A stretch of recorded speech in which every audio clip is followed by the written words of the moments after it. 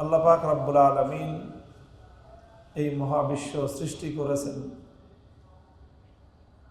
সৃষ্টি করে আল্লাহ রাব্বুল ইজ্জত এই মহাবিশ্বের সব কিছু একটা নিয়মের অধীনে পরিচালিত করে দিয়েছেন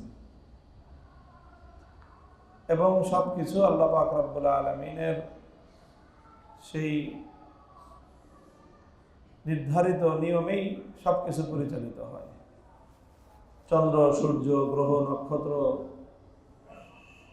নদী, সাগর, পানি, বাতাস, আসমান, জমিন, এই সব কিছুই আল্লাহ পাক রব্বুল আলামিনের যে নির্ধারিত নিয়ম, এটার উপরে সব কিছু পরিচালিত হচ্ছে। আল্লাহ পাক রব্বুল আলামিনের যে নিয়ম এবং যে বিধান, সেগুলো দুই প্রকার নিয়ম। এক প্রকার নিয়ম হলো আল্লাহ পাক রব্বুল আলামিনের যেটা হলো ফিতরত, অর্থাৎ আল্লাহ পাক রব্বুল আলামিনের পক্ষ থেকে নির্ধারিত। সেখানে অন্য কোনো মানুষের, কোনো মাখলুকের কারণেই কোনো হস্তক্ষেপ করার, পরিবর্তন করবার কোনো এখতিয়ার, কোনো ক্ষমতা আল্লাহ দান করেন নাই। এটা আল্লাহ পাক রব্বুল আলামিনের সৃষ্টি জগতের একরকম নিজাম, একরকম নিয়ম পদ্ধতি। সূর্য চলছে তার আপন কক্ষপথে, চন্দ্র চলছে তার আপন কক্ষপথে, গ্রহ নক্ষত্র প্রতিটি যার যার আপন কক্ষপথে চলছে।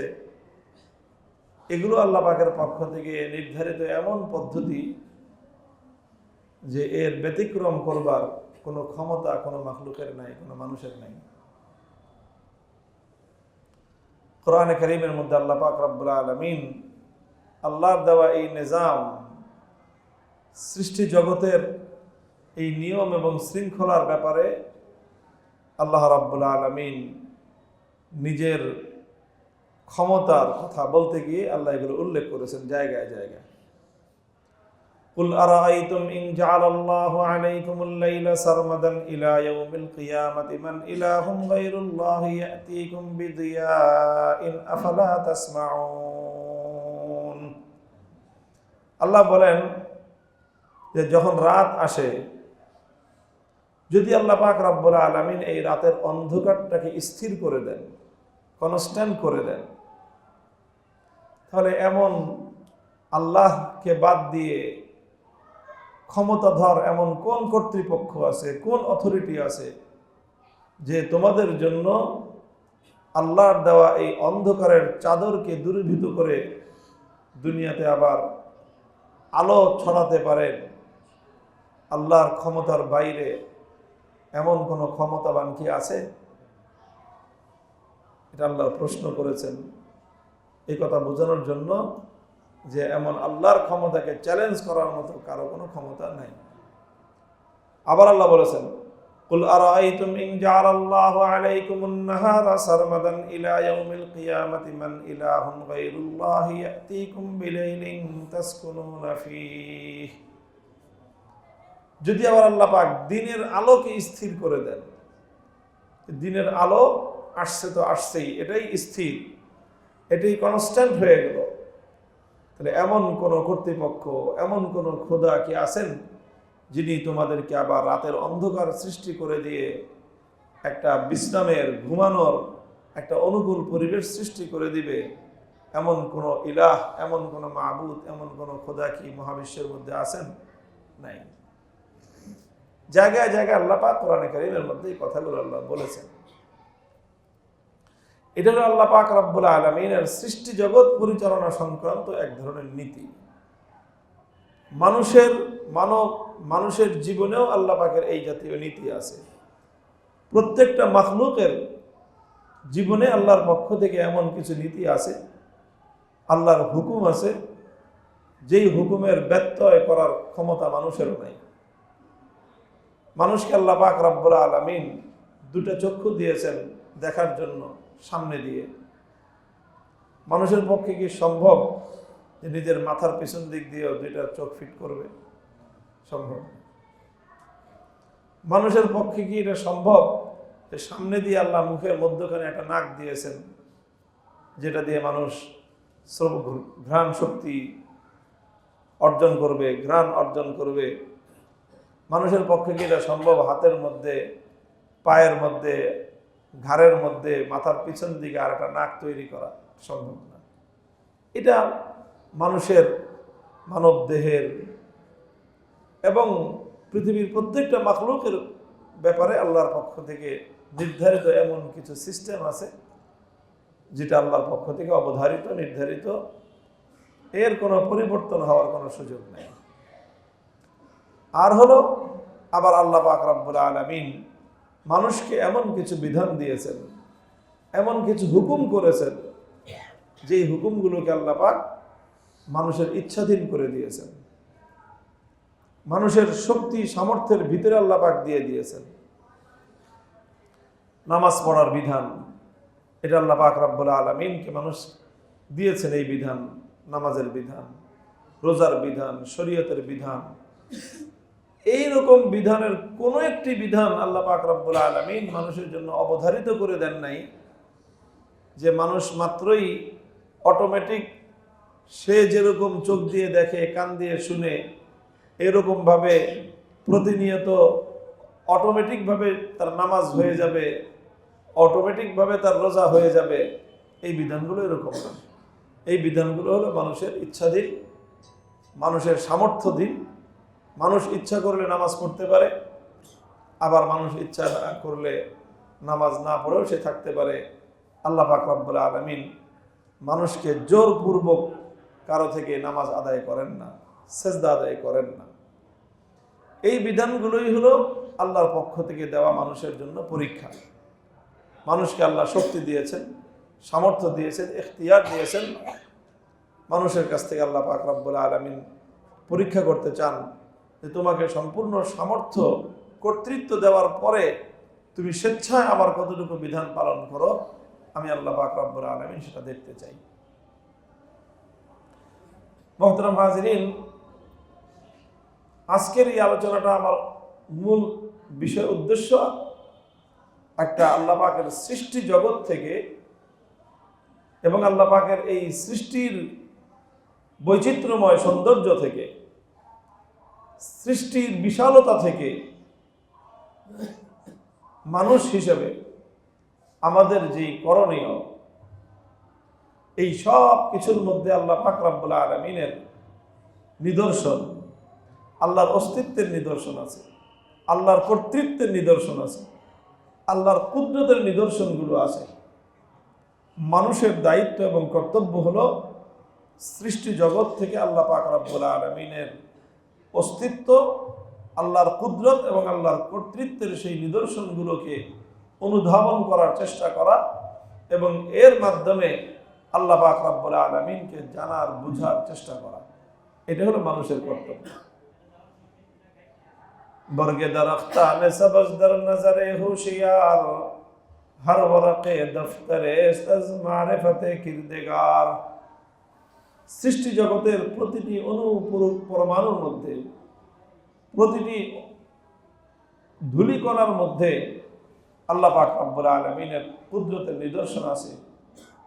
যদি মানুষ চিন্তাশীল হয়, মানুষ যদি গভীর দৃষ্টি সম্পন্ন হয়, তাহলে প্রতিটি জায়গায় মানুষ আল্লাহ পাক রব্বুল আলামিনের অস্তিত্ব এবং আল্লাহর কুদরতের নিদর্শন খুঁজে পাবে।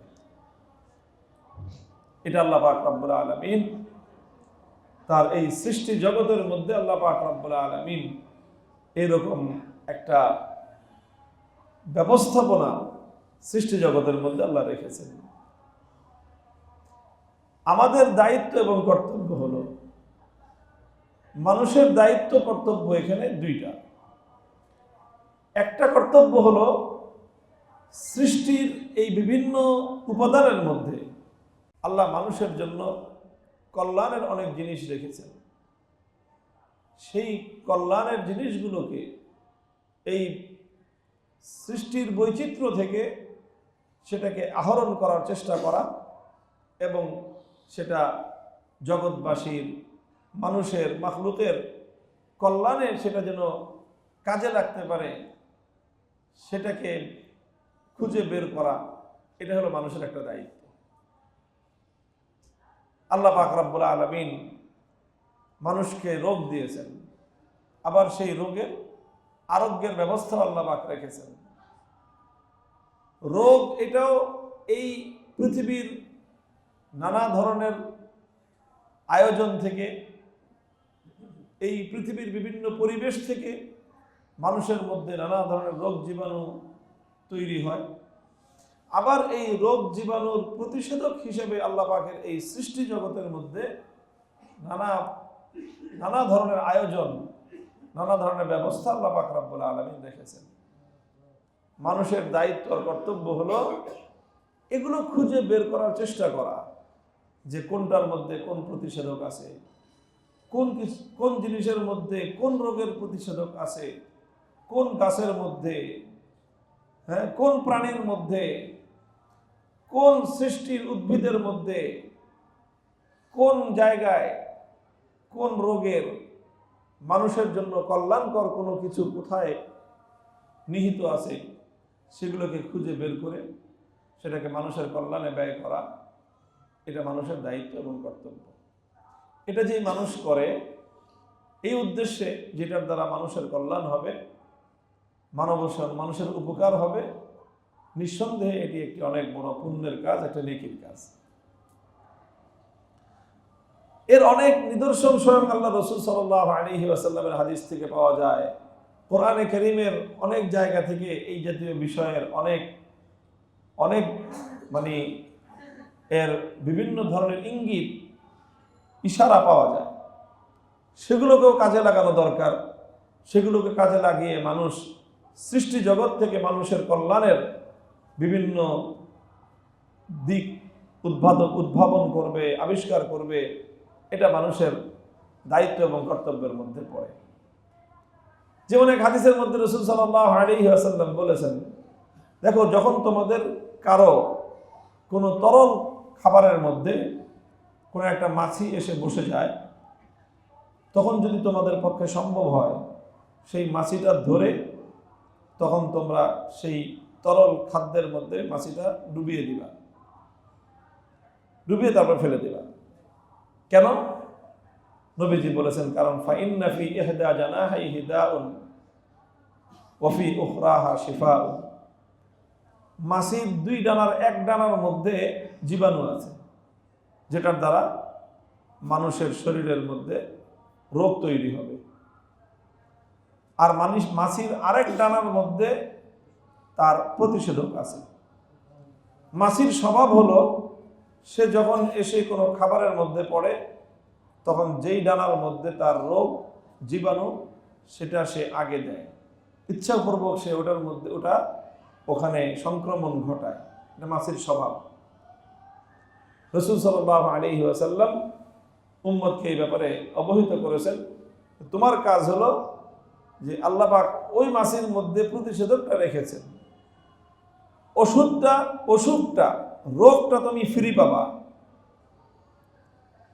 রোগটা ফ্রি পাবা, আর ঔষধটা এটা তোমাকে পরিশ্রম করে অর্জন করতে হবে।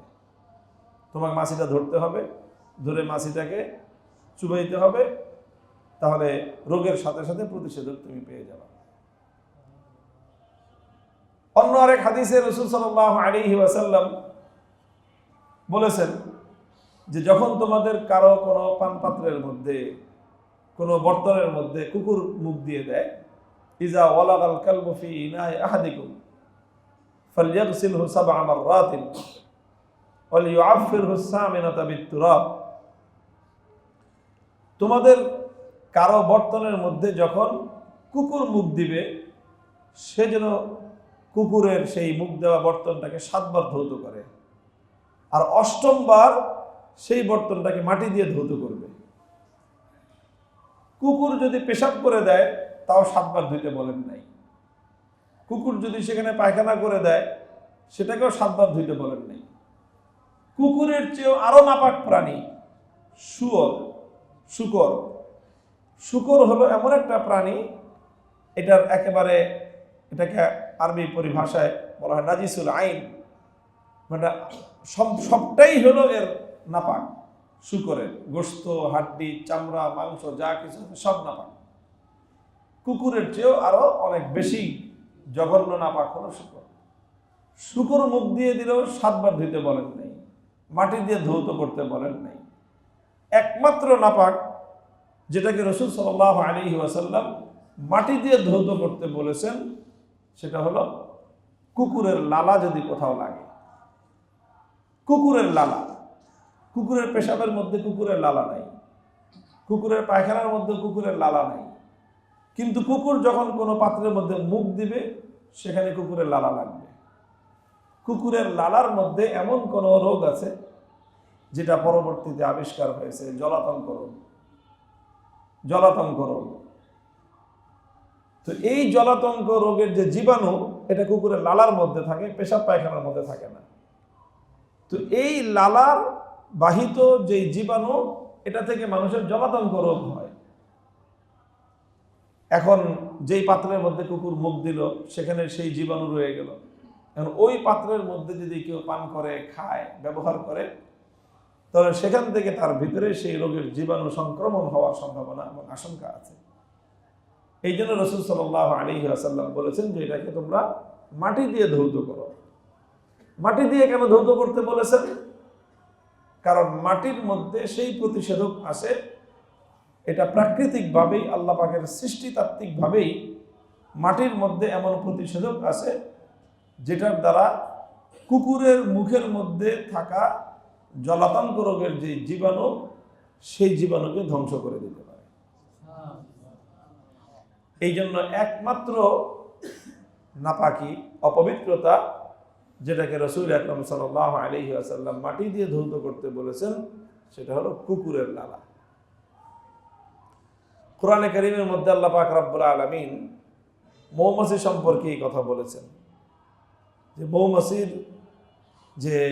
মৌমাছির যে মধু, সেই মধু সম্পর্কে আল্লাহ পাক বর্ণনা করতে গিয়ে বলেন যে এই মৌমাছির মধুর মধ্যে ফিহি শিফাউল লিন্নাস, মৌমাছির মধুর মধ্যে মানুষের জন্য আরোগ্য আছে, মানুষের জন্য শিফা রেখেছেন আল্লাহ পাক মৌমাছির মধুর মধ্যে। এই মৌমাছির মধুর মধ্যে কোন রোগের শিফা, কোন রোগের আরোগ্য, এটার ডিটেলস বলেন নাই নবী আকরাম সাল্লাল্লাহু আলাইহি ওয়াসাল্লাম, বা কোরআনে কারীমের মধ্যে এর বিস্তারিত ব্যাখ্যা বর্ণনা করা হয়নি। তবে এটার মধ্যে এমনভাবে আল্লাহর কোরআন বলেছে ফিহি শিফাউল লিন্নাস, যে মৌমাছির মধুর মধ্যে তোমাদের জন্য অনেক উত্তম শিফা আছে, আরোগ্য আছে। কোরআনে কারীমের এই শব্দ তাৎপর্যময় শব্দ। এ থেকে বোঝা যায় যে মৌমাছির মধুর মধ্যে অনেক রকমের দুরারোগ্য ব্যাধির এবং চমকপ্রদ আরোগ্য এবং ঔষধ মৌমাছির মধুর মধ্যে আছে। মানুষের দায়িত্ব, কর্তব্য হলো এই মধুর দ্বারা কি কি ধরনের আরোগ্য এবং শিফা হতে পারে সেগুলোকে গবেষণা করে, সেগুলোকে অনুসন্ধান চালিয়ে তার মূল জায়গাগুলোকে চিহ্নিত করার চেষ্টা করা। মৌমাছির মধুর মধ্যে যেরকম আছে, রাসূল সাল্লাল্লাহু আলাইহি ওয়াসাল্লাম কালো জিরা সম্পর্কে বলেছেন আল হাব্বাতুস সাউদা শিফাউন লিকুল্লি দাইন ইল্লা সাম, যে কালো জিরার মধ্যে সব রোগের ঔষধ আছে, শুধু মৃত্যু এবং বার্ধক্য ছাড়া। যে কালো জিরার দ্বারা কেউ বার্ধক্য রোগ ছাড়া অন্য সব রোগের জন্য কালো জিরা থেকে প্রতিষেধক সে পেতে পারে। তো এই জাতীয় আল্লাহ রাসূল সাল্লাল্লাহু আলাইহি ওয়াসাল্লাম এই তথ্যগুলো উম্মতকে দিয়েছেন। বোঝাই যায় যে নবীজি কোনো বৈজ্ঞানিক পড়াশোনা করা মানুষ ছিলেন না, বিজ্ঞান নিয়ে গবেষণা করা মানুষ ছিলেন না। বিজ্ঞান নিয়ে গবেষণা করবেন তো দূরের কথা, তিনি তো কোনো জাগতিক শিক্ষাই অর্জন করেন নাই। দুনিয়াতে কোনোদিন কোনো মানুষের কাছে অক্ষর জ্ঞানও শিখেন নাই। আল্লাহর নবী অক্ষর জ্ঞান সম্পন্ন ছিলেন না, লিখতেও পারতেন না, তো পড়াশোনা করবেন কোথায়? আল্লাহ পাক রব্বুল আলামিন নবীজিকে নিরক্ষর রেখেছেন। কি রেখেছেন? নিরক্ষর রেখেছেন। এটাকেই বলা হয় উম্মি। অনেকে এটা অনুবাদ করে মূর্খ, এটা চরম মূর্খতা। রাসূল সাল্লাল্লাহু আলাইহি ওয়াসাল্লাম মহাজ্ঞানের আধার ছিলেন, মহাজ্ঞানী ছিলেন, সর্বশ্রেষ্ঠ জ্ঞানী ছিলেন পৃথিবীর মধ্যে। তবে তিনি নিরক্ষর ছিলেন, তিনি উম্মি ছিলেন। কাজেই অন্য কোনো সোর্স থেকে আল্লাহ রাসূল সাল্লাল্লাহু আলাইহি ওয়াসাল্লাম এই জাতীয় বৈজ্ঞানিক সূত্রগুলো, চিকিৎসা বিজ্ঞান সংক্রান্ত এই দুর্লভ তথ্যগুলো আল্লাহর নবী অন্য কোনো সোর্স থেকে সংগ্রহ করে, আহরণ করে তারপরে তিনি প্রোভাইড করেছেন, এরকম কোনো সম্ভাবনা নাই। আল্লাহর নবীর যেই জ্ঞান, সেই জ্ঞানের সূত্র একটাই ছিল, একমাত্র সূত্র যেখান থেকে রাসূল সাল্লাল্লাহু আলাইহি ওয়াসাল্লাম জ্ঞান আহরণ করতেন, সেই সূত্রের নাম হলো ওয়াহী। ওয়াহীর মাধ্যমে ওয়ামা ইয়ানতিকু আনিল হাওয়া ইন হুয়া ইল্লা ওয়াহয়ুন ইউহা আল্লামাহু শাদীদুল কুওয়া। তিনি যা বলেন কোনো কথাই নিজের সোর্স থেকে বলেন না, সবটাই আল্লাহ প্রদত্ত সোর্স থেকে প্রাপ্ত জ্ঞান। সেটাই তিনি উম্মতের মধ্যে, দুনিয়ার মানব জাতির মধ্যে তিনি সেই জ্ঞানটাকেই প্রচার করেন, সেই জ্ঞানেরই তিনি বিস্তার ঘটান। তো এই কথাগুলি দিয়ে আমি যেই বিষয়টাকে এখানে সাব্যস্ত করার চেষ্টা করছি সেটা হলো এই যে এইভাবে সৃষ্টির এই বৈচিত্র্যময় সৃষ্টি জগতের বিভিন্ন জায়গায় মাটির মধ্যে কি কল্যাণ আছে, পাহাড়ের মধ্যে কি কল্যাণ আছে, পাথরের মধ্যে কি কল্যাণ আছে, বালুর মধ্যে কি কল্যাণ আছে, পানির মধ্যে কি কল্যাণ আছে, বিভিন্ন প্রাণীর মধ্যে কি কল্যাণ আছে, মাছির মধ্যে কি আছে, মৌমাছির মধ্যে কি আছে, হ্যাঁ, প্রত্যেকটা প্রাণী, প্রত্যেকটা উদ্ভিদ, প্রত্যেকটা মাখলুকের মধ্যে মানুষের জন্য, জগতের জন্য কি কল্যাণ আছে, এগুলোকে অনুসন্ধান করে বের করে সেইটাকে মানুষের কল্যাণে নিয়োজিত করা, এটা অনেক বড় একটা পুণ্যের কাজ, নেকির কাজ। এটা যারা করবে তারা মানুষের কল্যাণের নিয়তে যদি করে, এটা তাদের অনেক বড় ইবাদত হবে। এটা হলো একটা কাজ মানুষের, সৃষ্টি জগৎ থেকে মানুষের একটা কাজ হলো এই সৃষ্টি জগৎ থেকে কল্যাণময় জিনিসগুলোকে বাছাই করে করে বের করে সেগুলোর কল্যাণকে মানুষের জন্য, জগৎবাসীর জন্য সেটাকে ব্যাপক এবং বিস্তৃত করে দেয়া, এটা হলো মানুষের কাজ। যে ব্যক্তি এই কাজ করবে সে আল্লাহ পাক রব্বুল আলামিনের কাছে অনেক বড় উঁচু মর্যাদা পাবে।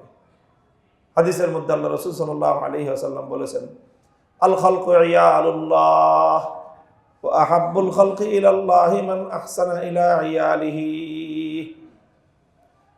সৃষ্টি জগৎটাই হলো আল্লাহর পরিবার, এটাই আল্লাহর পরিবার, সৃষ্টি জগৎ। ওয়া আহাব্বুল খালকি ইলাল্লাহি মান আহসানা ইলা ইয়ালিহি। আল্লাহর এই সৃষ্টি জগতের প্রতি যে করুণা করবে, তাদের যে উপকার করবে, তাদের সাথে যে সদাচরণ করবে, সেই হলো আল্লাহর নিকট সবচেয়ে প্রিয়। সৃষ্টি জগতের প্রতি সদাচরণ করা, সৃষ্টি জগতের প্রতি অন্যায় আচরণ না করা, এটা খুব একটা জরুরি বিষয়। সৃষ্টি জগতের প্রতি সদাচরণের অর্থ হলো এই যে প্রত্যেকটা সৃষ্টির কল্যাণ হয়, যেটার জন্য যেই কল্যাণ, যার জন্য যেটা মঙ্গল, তার সাথে সেই কল্যাণ এবং মঙ্গলের আচরণ করা। এমনকি একটা সাপ, বিষাক্ত সাপ, ক্ষতিকর প্রাণী, ওটার সাথেও কল্যাণকর আচরণ করা নির্দেশ দেওয়া হয়েছে। সাপ মারতে হবে, সাপ মারার নির্দেশ আছে, তবে সাপকে কিভাবে মারতে হবে? এমনভাবে সাপ মারতে হবে যেন একটা সাপকে মারার জন্য যতটুকু কম কষ্ট দিয়ে তাকে মারা যায়, ততটুকু কম কষ্ট দিয়েই মারতে হবে। কম আঘাতে তার যেন জীবন প্রাণ বের হয়ে যায়, এটার ব্যবস্থা করতে হবে। আল্লাহ রাসূল সাল্লাল্লাহু আলাইহি ওয়াসাল্লামকে যে বলা হয়েছে রাহমাতুল লিল আলামিন, তিনি জগৎবাসীর জন্য রহমত। তিনি জগৎবাসীর জন্য রহমত। এই রহমত সকল মাখলুক এবং সকল সৃষ্টি জীবের জন্য তিনি। তো এটা হলো একটা কথা, যে এখান থেকে কল্যাণকর জিনিসগুলোকে উদ্ভাবন করে, বের করে, সন্ধান করে করে সেটা মানুষের কল্যাণে ব্যয় করা, এটা হলো মানুষের একটা পুণ্যের কাজ, নেকির কাজ, একটা জিম্মাদারি এবং দায়িত্ব। আরেকটা দায়িত্ব আছে এই সৃষ্টি জগতের ভিতরে, অনুসন্ধান চালিয়ে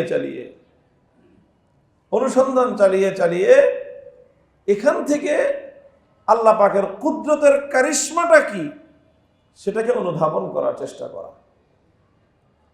শুধু সৃষ্টিকে নিয়েই পড়ে না থাকা।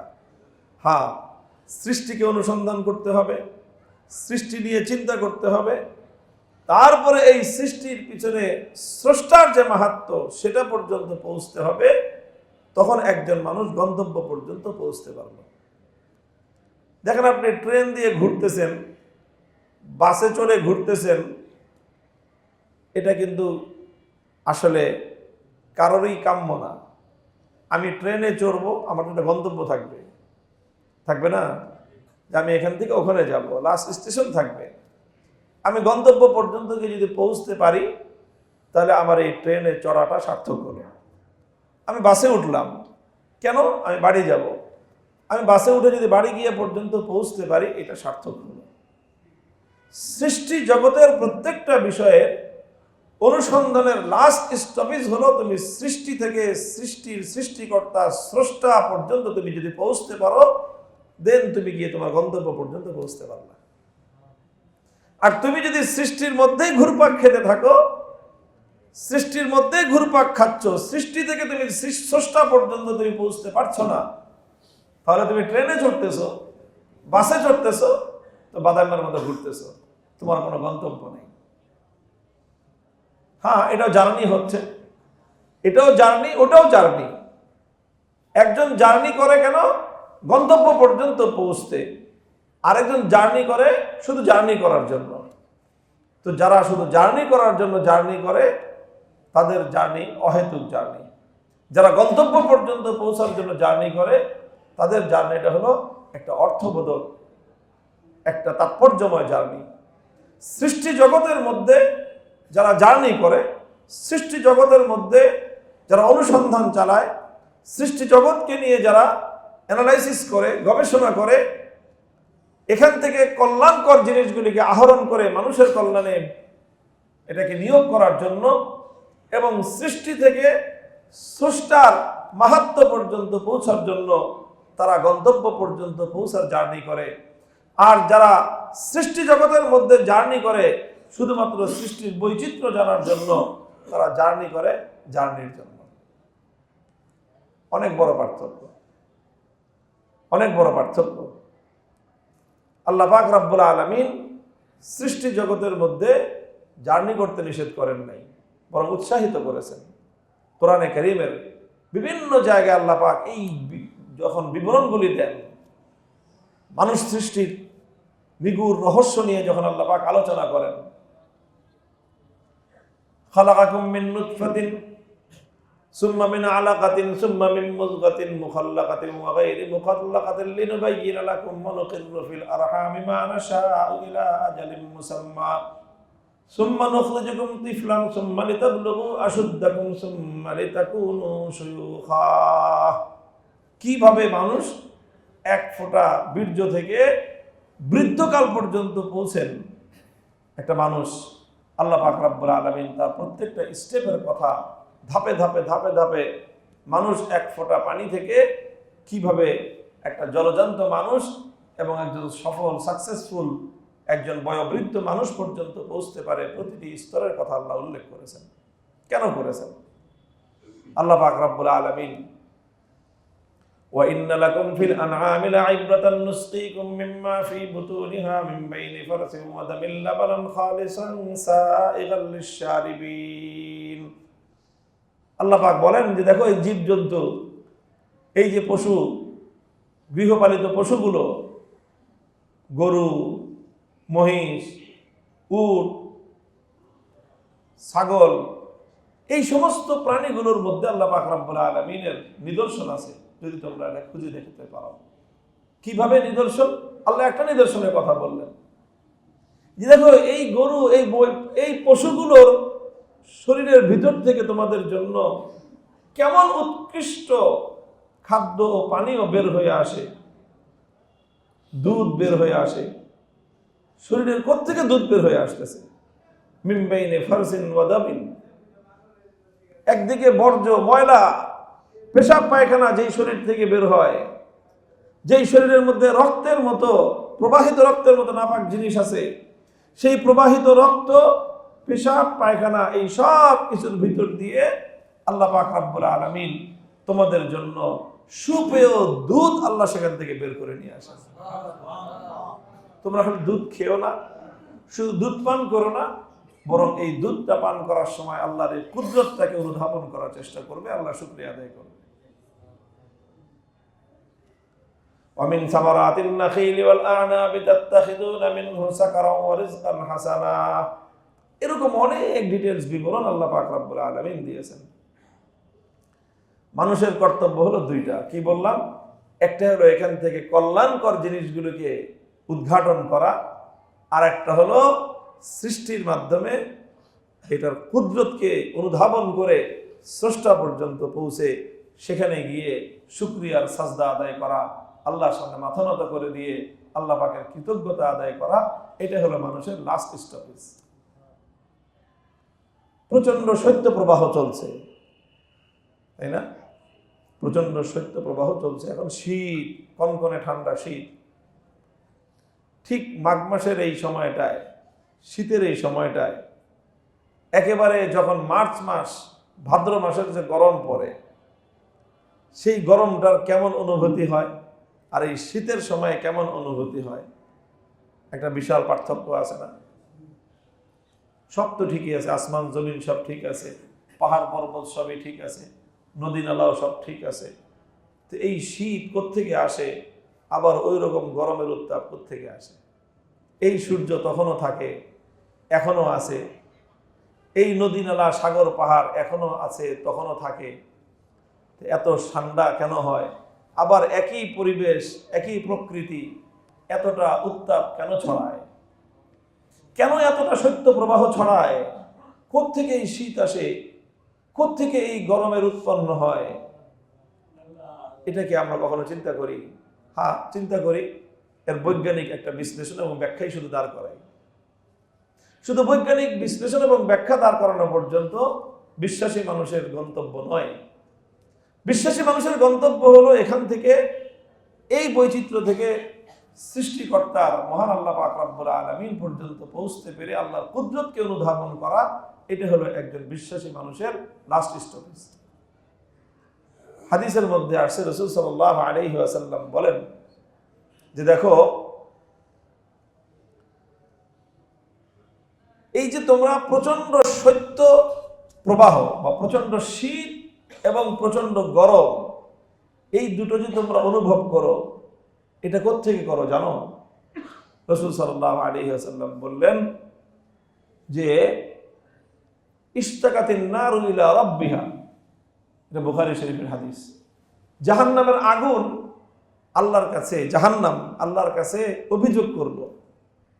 কি অভিযোগ? রাব্বি আকালা বাদি বাদা। আল্লাহ, আপনি আমাকে এমনভাবে সৃষ্টি করছেন যে আমার ভিতরে আমাকে যেই উপাদান দিয়ে সৃষ্টি করেছেন, এগুলোর মধ্যেই পারস্পরিক কনফ্লিকশন হচ্ছে, পারস্পরিক দ্বন্দ্ব সংঘাত হচ্ছে, লড়াই চলতেছে আমার পেটের ভিতরে, লড়াই চলতেছে আমার নিজের ভিতরে। রব্বি আকালা বাদি বাদা। জাহান্নামের ভিতরে এক অংশের সাথে আরেক অংশের লড়াই। এই অভিযোগ জাহান্নাম আল্লাহর কাছে করলো যে আল্লাহ, এই তো সামলাইতে পারতেছি না, আমি পেটের ভিতরে বসে দুইজন মারামারি করতেছে। এখন এটার ব্যাখ্যা কি? যে জাহান্নামের ভিতরে পারস্পরিক সংঘাত, লড়াই, মারামারি, একেবারে তুমুল দ্বন্দ্ব চলছে। এই হাদিসের ব্যাখ্যায় মুহাদ্দিসিনগণ দুটো ব্যাখ্যা বলেছেন। একটা ব্যাখ্যা হলো যে জাহান্নামের মধ্যে আল্লাহ পাক রব্বুল আলামিন দুইটা অংশ সৃষ্টি করেছেন। এর একটা অংশ হলো আগুন, একটা অংশ হলো আগুন, আগুনের খালি উত্তাপ আর উত্তাপ, উত্তাপ আর উত্তাপ, এবং এই উত্তাপ ক্রমবর্ধমান। জাহান্নামের আগুনের উত্তাপটা কি? ক্রমবর্ধমান, মানে বাড়ছে। আল্লাহ পাক যখন জাহান্নামের আগুনকে সৃষ্টি করলেন, 1000 বছর পর্যন্ত প্রজ্বলিত করলেন। 1000 বছর জ্বলে এই আগুনটা লাল হয়ে গেছে। এরপরে আরো 1000 বছর জ্বলেছে, আগুন সাদা হয়ে গেছে। এরপরে আরো 1000 বছর জ্বলার পরে এই আগুনটা কালো হয়ে গেছে। 3000 বছর জাহান্নামের আগুন জ্বলার পরে কালো বর্ণ ধারণ করছে। এরপর থেকে আরো হাজার হাজার বছর পর্যন্ত চলছে। ওই কালোটা আরো ডিপ কালো হচ্ছে, আরো কুচকুচে কালো হচ্ছে, হইতে হইতে হইতে হইতে জাহান্নামের আগুনের বর্ণ এমন কালো কুচকুচে বর্ণ যে সেই সাধারণত আগুন থেকে আলো হয়, জাহান্নামের আগুন থেকে অন্ধকার উৎপন্ন হয়। এর জাহান্নামের আগুনের একটা বৈশিষ্ট্য হাদিসের মধ্যে আছে। তো জাহান্নামের আগুনের একটা অংশ, জাহান্নামের যেটা আগুন, এবং এটা ক্রমবর্ধমান উত্তপ্ত হচ্ছে। জাহান্নামের আরেকটা অংশ হলো সম্পূর্ণ এর বিপরীত, যেটাকে বলা হয় জামহারির। প্রচন্ড ঠান্ডা, যত রকম ঠান্ডা হতে পারে। বরফ আর কি ঠান্ডা, মাইনাস, মানে লক্ষ কোটি ডিগ্রি মাইনাস। এমন ঠান্ডা যে ওই ঠান্ডার স্পর্শে ধারে কাছে কেউ কোনো কিছু গেলে সেটাও বরফ জমা হয়ে যাবে, এমন ঠান্ডা। এই রকম জাহান্নামের দুইটা পার্ট, একটা হলো এরকম গরম, আর একটা হলো ওরকম ঠান্ডা। এই গরম চায় আশেপাশে যা আছে সব জ্বালায় পুরায় ছারখার করে দিতে, ঠান্ডা চায় আশেপাশে যা আছে সব বরফ বানায় ফেলতে। এই হলো জাহান্নামের দুই অংশের পারস্পরিক সংঘাত।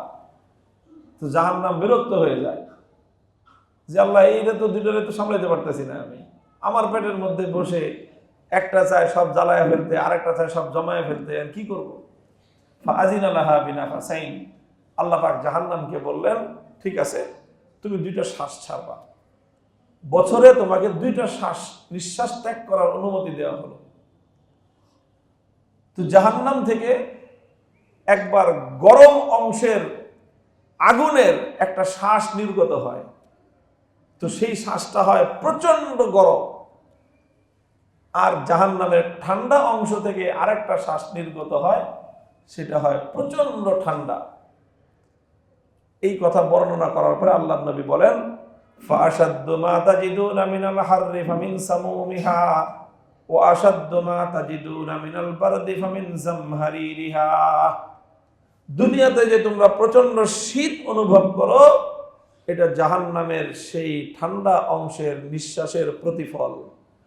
দুনিয়াতে যে তোমরা প্রচন্ড গরম অনুভব করো, এটা হলো জাহান্নামের গরম অংশের নির্গত নিঃশ্বাসের প্রতিফল।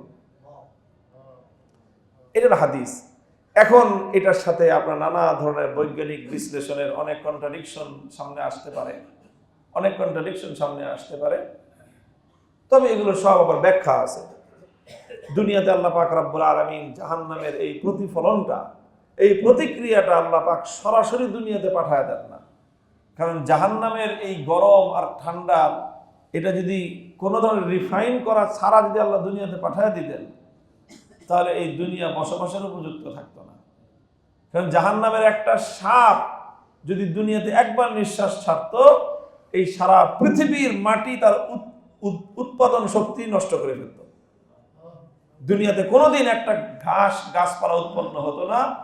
একটা সাপের একবারের নিঃশ্বাসের বিষাক্ত প্রতিক্রিয়া এইটা হতো। ওই যে হিরোশিমা নাগাসাকিতে পারমাণবিক বোমার যেই প্রতিক্রিয়া হয়েছে, জাহান্নামের একটা সাপের বিষাক্ত প্রতিক্রিয়া এর থেকে লক্ষ কোটি গুণ বেশি হতো। তো সেই জাহান্নামের আগুনের উত্তাপ আর সেই জাহান্নামের প্রচন্ড ঠান্ডার শীতলতা, এটা যদি সরাসরি দুনিয়াতে চলে আসতো, তো দুনিয়া কোনো মানুষ তো দূরের কথা, কোনো প্রাণীর বসবাসের যোগ্য থাকতো না। এই জন্য আল্লাহ পাক রব্বুল আলামিন এটাকে নানা প্রক্রিয়ার মধ্য দিয়ে, সূর্যের মাধ্যমে, পাহাড়ের মাধ্যমে, সমুদ্রের মাধ্যমে, আল্লাহ পাকের এই সমস্ত বড় বড় সৃষ্টির মাধ্যমে ওটাকে রিফাইন করে আল্লাহ দুনিয়াতে তার কিছু অংশ বিশেষ পাঠিয়ে দেন স্যাম্পল হিসেবে, যাতে দুনিয়ার মানুষ অনুভব করতে পারে যে গরম কাকে বলে, শীত কাকে বলে। এটা অনুভব করে মানুষ কি করবে? মানুষ করবে যে দুনিয়ার এই শীতটাই এত কষ্ট দেয়, আমাকে সহ্য করতে পারি না। দুনিয়া না হয় জ্যাকেট গায়ে দিলাম, জাম্পার গায়ে দিলাম, কোট গায়ে দিলাম, কম্বল গায়ে দিলাম, মোজা পরলাম, এত কিছু করে আত্মরক্ষার ব্যবস্থা করলাম। কিন্তু যেদিন আমাকে বিবস্ত্র অবস্থায় ওই ঠান্ডা অংশের মধ্যে আমাকে নিক্ষেপ যদি করা হয়, আল্লাহ না করুক, 100 বছর 1000 বছরের জন্য, কি অবস্থা হবে আমার ছোট্ট বাচ্চাটা শীতের রাতে যার একটু কষ্ট আমি সহ্য করতে পারি না, হ্যাঁ, একটু পাটা বের হয়ে গেলে, মাথাটা বের হয়ে গেলে মা বাবা অস্থির হয়ে যায় ওই বাচ্চার জন্য। অথচ আমি আমার ওই বাচ্চাকে এমন ভাবে তাকে বড় করছি যে সে জাহান্নামের আগুন থেকে, জাহান্নামের ওই আযাব থেকে বাঁচার তার কোনো প্রস্তুতি নাই। তাহলে আমি আমার সন্তানের জন্য কি করতেছি? এই শিক্ষাটুকু যদি আমরা গ্রহণ করি, এই শিক্ষাটুকু যদি আমি গ্রহণ করতে পারি, দেন আমি সৃষ্টি জগৎ নিয়ে আমার জার্নিটাকে আমি লাস্ট স্টপেজ পর্যন্ত পৌঁছতে পারলাম। আর যদি খালি গবেষণাই করলাম, শীত কেমনে বাড়ে, গরম কেমনে বাড়ে, কেমনে কমানো লাগে, কেমনে এটা কি করা লাগে, গবেষণা করলাম, কিন্তু লক্ষ্য পর্যন্ত পৌঁছতে পারলাম না, তাহলে আমি জার্নির জন্য জার্নি করলাম, গন্তব্যের জন্য জার্নি করলাম না। আমাদের ঢাকার কথ্য ভাষায় যারা জার্নির জন্য জার্নি করে, এদেরকে বলে বাঁধেন না। খালি ঘুরেই বেটা তুই বাড়িতে যাস না, খালি ঘুরোস কেন? আল্লাহ আমাদের সকলকে লক্ষ্যের দিকে জার্নি করার তৌফিক দান করেন। আলহামদুলিল্লাহ।